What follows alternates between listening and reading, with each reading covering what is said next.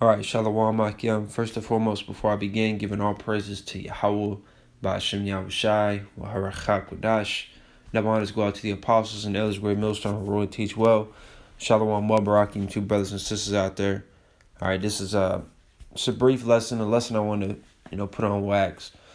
I was reading Wisdom of Solomon, the 17th chapter, and the Spirit had told me to look up the 12th verse in the GNT, which, as you can see, the 13th verse, I ended up going with it.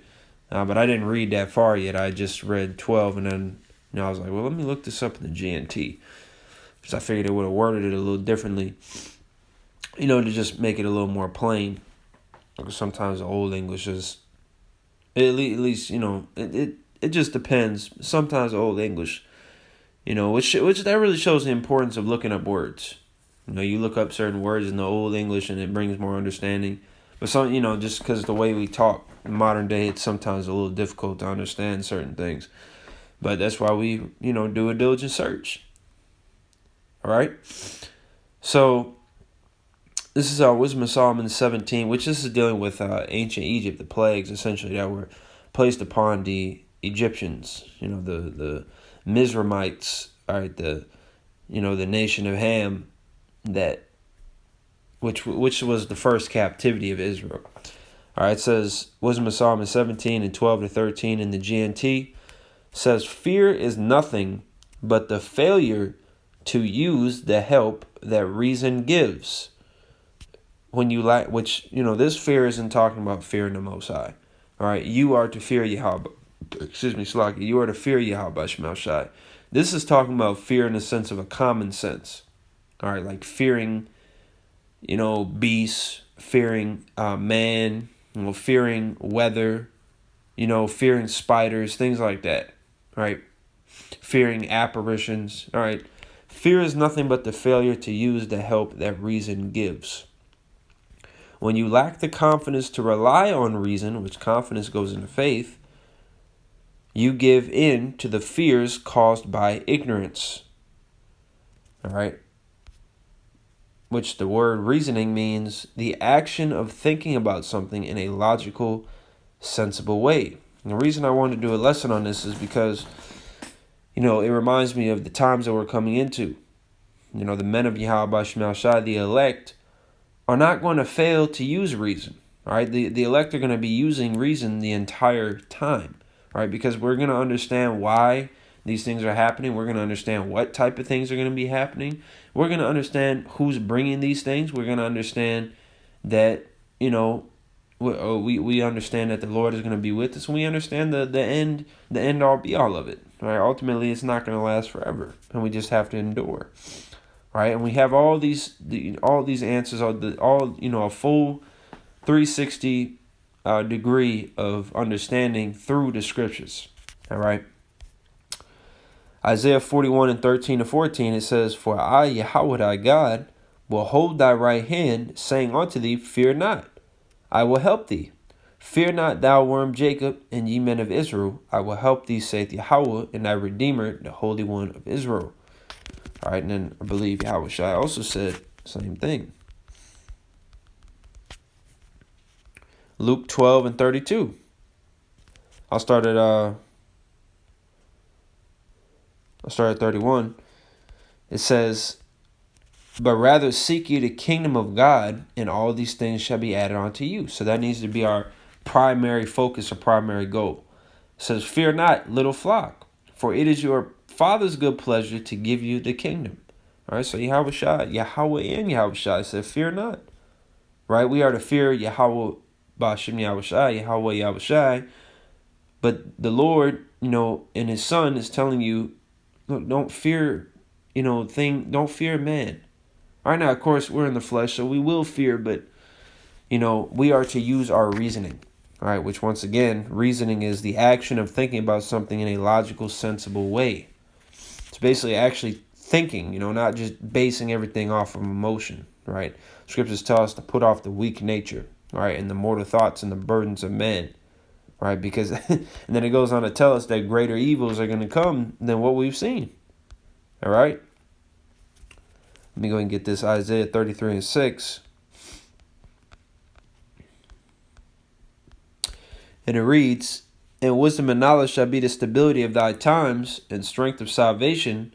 The fear of Yahweh is his treasure." So these things are going to keep us stable, right? The wisdom and knowledge, understanding the prophecies, understanding, the code of conduct, the way that you're supposed to carry yourself in this world, just in general, as a man and as a woman, and even as a child. All right, there's a certain way you're supposed to conduct yourself, being an Israelite. Okay, and we understand these things. Wisdom and knowledge is going to keep us stable. It's going to keep us with a sound mind. We're going to be able to use reasoning. All right, we're not going to be ignorant as to what is going on. All right, we're not going to be oblivious to the prophecies. Especially starting with the men, the prophets, because we are on the walls watching day and night. Right, we are not giving the Lord any rest until He establish and make Israel a kingdom, or brings the kingdom. We are hastening the day of the Lord. All right, we're watching for that thief that's coming in the night. All right. So all these things are going to, which that's another reason why the scriptures talk about how in that time, a man is going to be a covert from the wind. He's going to be a protection. All right, he's going to be like the golden wedge of Ophir. That's because of this wisdom. That's because the Lord is putting that individual man through the furnace of adversity, making him the best version of himself that he can possibly be. You see? So when the time comes, when the time of trial comes, he's going to succeed. He's going to pass. All right, he might not have eaten in 2 days. He might, have got caught by martial law troops and thrown in a FEMA camp, but yet he is maintaining a cool, calm, and collected spirit. All right, because wisdom and knowledge is keeping him stable, because he understands why he's in there. He understands why he hasn't eaten in 2 days. All right, but he understands that there's a crown laid up for him. He understands that the Lord, Yahweh Shemel Shai, is there with him every step of the way. Sirach 2:10. All right, the Lord never forsook anybody that called upon him. All right, so in the days of evil, we're going to be stable. We're going to have a sound mind. We're going to be able to maneuver, swiftly. We're going to be able to maneuver in the spirit. We're going to flow like water, as Bruce Lee said. Bruce Lee said, "Be like water." Being able to adapt to any situation. Brothers are really already like that. All right, like Apostle Paul said, "I know how to be abound and how to be abased." All right, I've had, speaking personally, I'm sure brothers could, speak for themselves as well, and even more so than me, right? But we've had moments where we've had more money. We've had moments where, look, Jake's scraping. We've had moments where we feel good. We've had moments where we want to be taken off the earth, right? We've had every aspect, all right? But we're able to adapt to any situation. We're able to, the spiritual check engine light, is amazing, right? Because basically we have insurance and all that. When our check engine light comes on as men and women of the Lord, but as men of the Lord, when our check engine light comes on, we immediately get it checked out. We immediately find out what it is. It might take a few days or whatever, but we find it out and we fix it and get back on the road. People in the world, they get a check engine light, they keep driving. They might drive even faster. I don't give a fuck. Before you know it, they on the side of the road. Their car broke down. Smoke coming from the engine. You see? So, in the times of evil, we're going to handle it like a champ, man. We're not going to necessarily be goddamn Master Chief. Just on top of the world, like conquering every, we're going to have our low points and we're going to fall and we're going to make mistakes, but ultimately we're going to be good. All right, we're better off because we have this knowledge, because we have Yahweh Shemel Shai, spirit within us. Let me go ahead and get one more and I'm going to close. This is Psalms chapter 91 and verse 1. "He that dwelleth in the secret place of the Most High shall abide under the shadow of the Almighty." I'm going to jump down to 7. It says, "1,000 shall fall at thy side, and 10,000 at thy right hand, but it shall not come nigh thee.